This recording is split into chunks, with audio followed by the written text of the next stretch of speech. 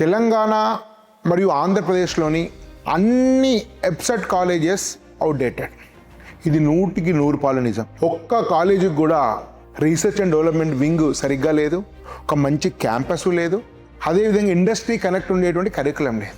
30 ఏళ్ళు ఈ కాలేజెస్ నుంచి అద్భుతమైన ప్లేస్మెంట్ వచ్చి వేలాది మందికి మంచి కెరీర్ పొంది ఉండొచ్చు ఈ కాలేజ్ ద్వారా.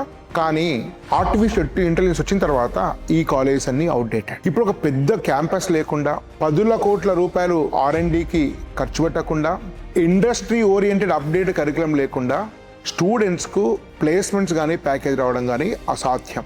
అందుకనే మిత్రులారా, ఎప్సెట్ యుగం ముగిసింది, యూనివర్సిటీల యుగం ఆరంభమైంది.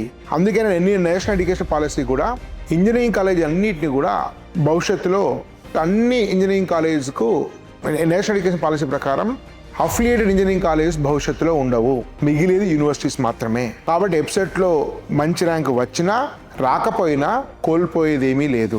అందుకని మీకు ఒక విజన్ ఉన్నటువంటి, మంచి ఇన్ఫ్రాస్ట్రక్చర్ ఉన్నటువంటి, R&D మీద ఇన్వెస్ట్ చేసేటువంటి యూనివర్సిటీలు ఎన్నుకోండి.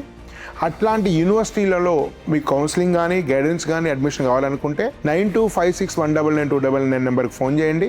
స్వధర్మ ఎడ్యుకేషన్ SBR టాక్స్ ఈ విషయంలో మీకు పూర్తి స్థాయి సహకరిస్తుంది.